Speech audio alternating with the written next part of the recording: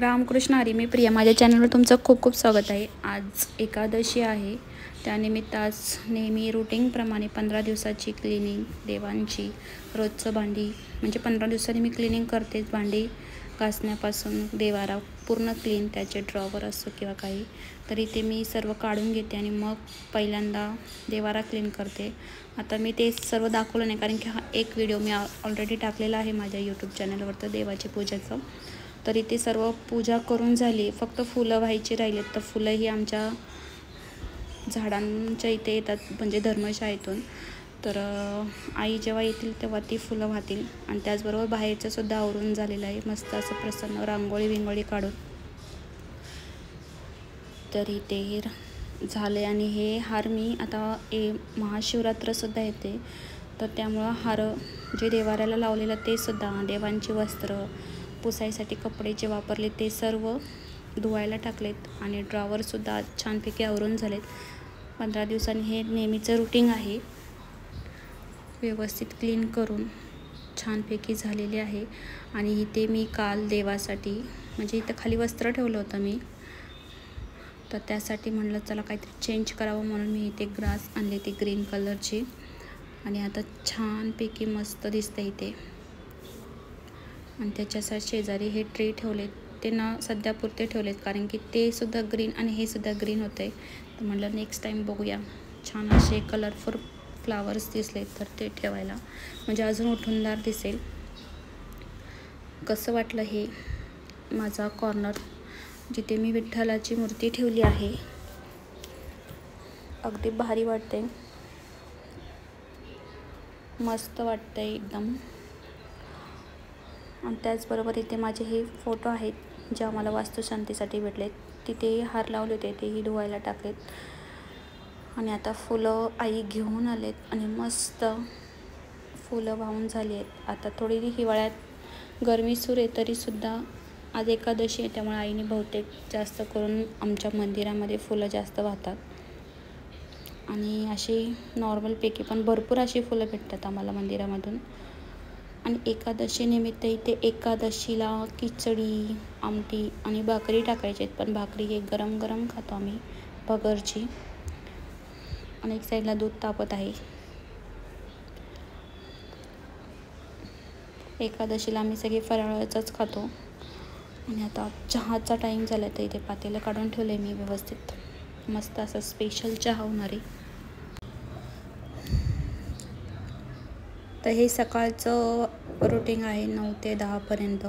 त्याच्यानंतर म्हटलं चला, आणि एकादशीला वेळ पण भरपूर असतो, स्वयंपाकाचं टेन्शन नसतं, त्यामुळे एक एक्स्ट्राचं काम करावं म्हणून इथे मी दळणंसुद्धा काल आणली होती. म्हटलं ते आता डबे घासून घ्यावे.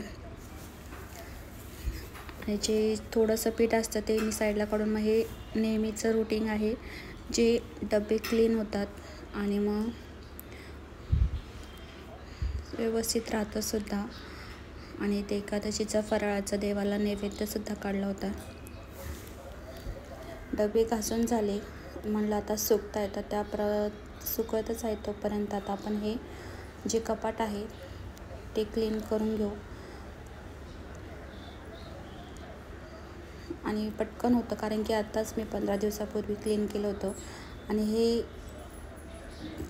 क्लीन केल्यावर ते अजून स्वच्छ राहतं कारण की आपले हात हे प्रत्येक वेळी कुकर काढणं किंवा तिखट काढणं ह्या गोष्टी मी जवळच ठेवते. मसाल्याचा डब्बासुद्धा तिथंच असतो, त्यामुळं थोडंफार चिकट होतं, डाग पडतात.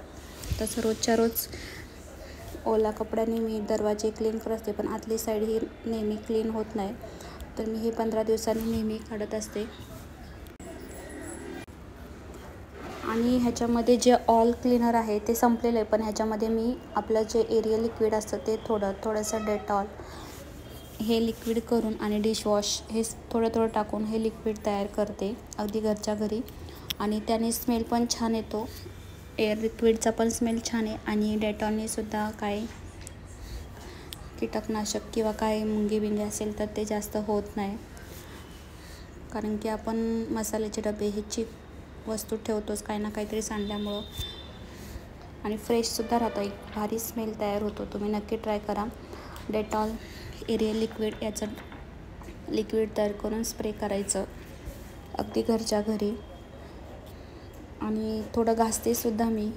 आणि यासाठी अगदी सिंपल जी घासणी असते त्याच्याने मी हे करते, दरवाजे घासते, म्हणजे चरे पडत नाहीत. प्लेन ह्याच्यानेच व्यवस्थित क्लीन करून घ्यायचं.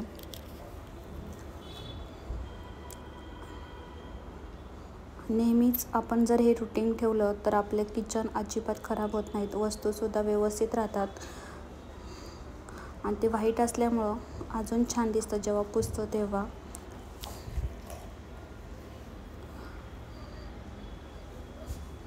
खालची साईड ही पूर्ण मला घासून घ्यावी लागते, कारण की खाली फक्त फरशी आहे, तिथं मी काही टाकत नाही पेपर, त्यामुळं व्यवस्थित घासावी लागते. थोडाफार कचरा असतोच तिथे. पहिल्यांदा सुरुवातीला मी झाडून घेतलं होतं आणि रोजच्या रोज डबे बाहेर काढून मग ते झाडत असते मी, त्यामुळे एवढा कचरा होत नाही शक्यतो.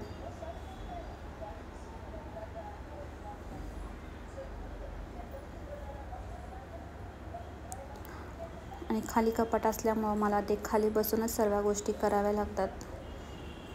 आता फायनल हे जे वॉल पेपर आहे, कार्डशीट, जे किचनसाठी जे आपण यूजफुल आहे ते म्हणजे पुसून ठेवू शकतो.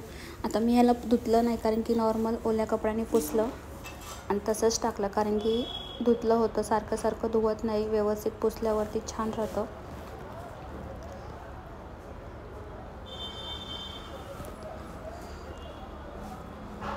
आणि एकदम स्ट्रेट राहील असं शक्यतो घ्यायचं, म्हणजे ते व्यवस्थित राहतं. काही मध्ये मी कडकमध्ये आणलं होतं तर ते व्यवस्थित त्या कपाटात बसत नव्हतं, असं उठायचं डायरेक्ट निघायचं. आता हे एकदम प्लेन व्यवस्थित बसलं गेलं आहे. आणि अगदी कमी वस्तू ठेवते मी, जास्त गिसमीट काळा ठेवत नाही. कुकर, मिक्सरचे भांडे, तिखटाचा डबा आणि एक बॉटल जी प्रवासासाठी असते ती. आणि त्याचबरोबर आता डबेसुद्धा घासून झाले व्यवस्थित, तेही भरून ठेवले. आठवड्याभराचं दळण हे करून झाले. आणि ते साईडचा कप आहे, म्हटलं तोही पुसून घ्यावा. थोडे आपले हातबोट लागतात तर तेही पुसून घेतले मी, ते काही दाखवलं नाही तुम्हाला. तर खालच्या डब्यामध्ये चिवडे हे ते आहेत, वरच्या ह्याच्यामध्ये गव्हाचं पीठ, शेजारी परात आणि वरती तवा भाकरीचा. तर हा मी चेंज केला, पहिला जो होता तो काढला आणि हा दुसरा लावला. फोटोंनासुद्धा तेच केलं, म्हणजे हे तेच आहेत, धुतले आणि सुकल्यामुळे उन्हात छान सुकले गेले, ते लावून घेतले. चला तर मग व्हिडिओ जर आवडला असेल तर नक्की लाईक, शेअर, कमेंट करायला विसरू नका आणि सबस्क्राईबसुद्धा करा. पुन्हा भेटूया अशाच एका व्हिडिओसोबत. तोपर्यंत बाय.